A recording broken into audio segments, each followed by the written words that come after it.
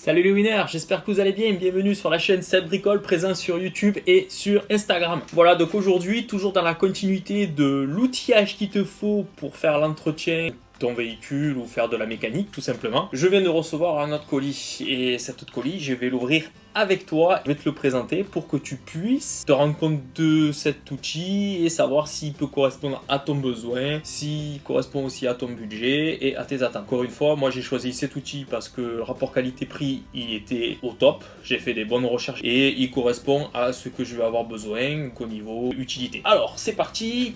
Qu'est-ce que c'est cet outil? Et bien voilà.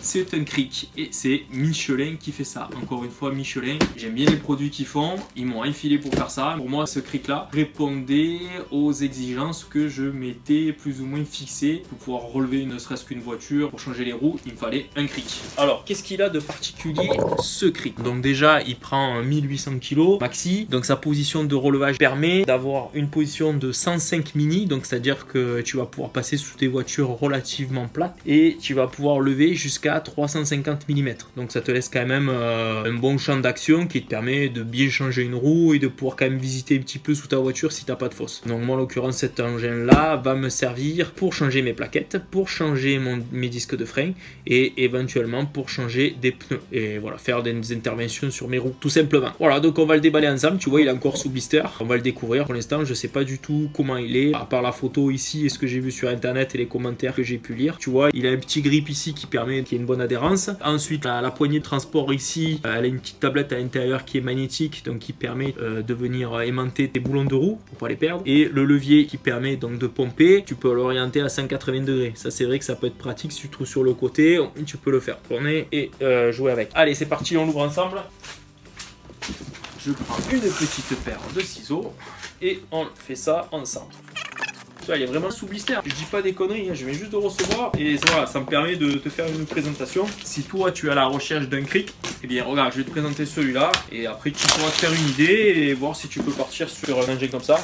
Sachant que là, il faut compter une cinquantaine d'euros. C'est pas non plus très excessif. J'aurais très bien pu partir sur du Facom, mais bon, du coup, j'aurais payé beaucoup plus cher. Après, ça reste du Facom, c'est de la très bonne cam. Mais voilà, moi, pour changer une paire de plaquettes, les disques, et de temps en temps regarder un petit peu mes roues, franchement, j'avais pas vraiment l'intention de mettre un budget aussi important. Donc là, je pense que celui-là, tu vois, il va faire l'affaire largement. Alors, comment ça s'ouvre ? Ah, ça sent la peinture fraîche là, j'aime bien cette odeur. Donc, une petite notice. Le bras de levier avec un grip ici qui est assez confortable. On va dire ce qui est. Donc je le pose là sur le côté, on va faire l'assemblage tous les deux. Et la bête.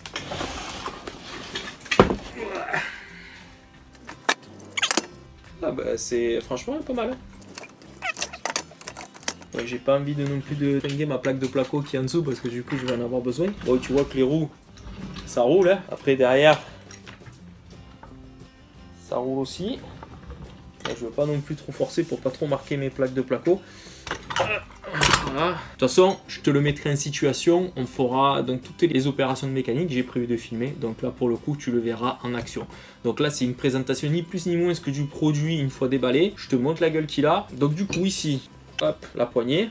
Alors tu vas voir, ça se présente comme ça. Je sais pas si tu vois, il y a une petite rainure là. Donc tu rentres à l'intérieur et tu fais un petit tour. Donc tu vois, voilà, le levier, comme je te disais, tu peux le tourner dans tous les sens. Et ça, c'est vraiment agréable. Ici, la poignée de transport, avec à l'intérieur une plaque magnétique. Donc rien de plus, hein. Tu vois, ici, dessus, un capuchon plastique. Voilà, qui vient se loger à l'intérieur. Là, ça se défait pas. Non, c'est mobile. Ok. Donc là, je sais pas si tu vois. Là, tu as une vanne. Je vais prendre un tournevis plat, là. Et je vais jouer dessus. Voilà, ici. Donc là, il faut serrer. Petite résistance. Tac, voilà.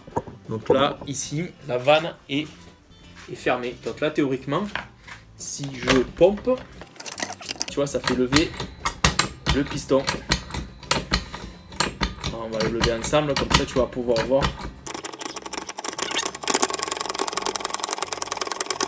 Je suis quasiment au bout là. Là, je suis au bout. Là. Donc, ça fait quand même pas mal. Hein. Là, je te fais un petit tour d'horizon de l'appareil.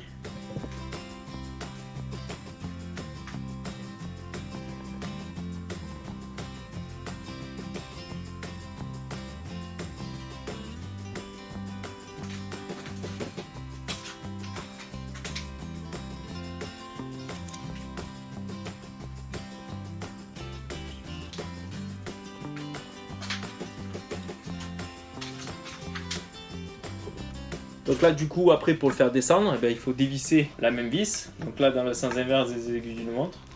Tac. Et tu vois, ce qu'il y a de bien, il descend tout seul. T'as pas besoin d'appuyer dessus. Ça, c'est quand même pas mal. Donc là, la vis, tu la laisses défaite. Au prochain coup, quand tu vas l'utiliser pour relever ta voiture, tu vas jouer sur le levier, ça marchera pas. Du coup, tu vas prendre le tournevis, tu vas faire l'effort de serrer pour être certain que ta vis soit bloquée pour pouvoir être en sécurité. Voilà. C'est un cric qui est complètement simple, qui va remplir toutes les fonctions que j'ai besoin. Allez, c'est parti pour une petite mise en situation du cric.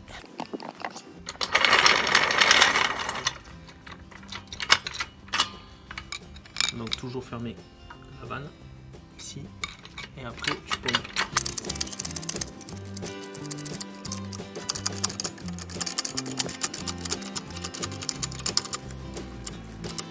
le monter encore un peu si tu veux, tu peux vraiment le monter si tu veux.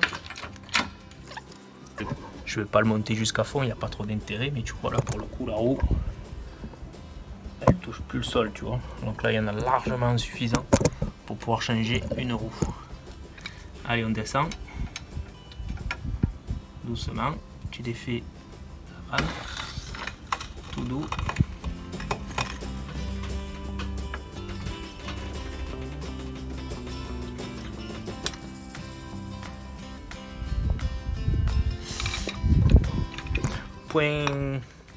Point négatif, il y en a eu.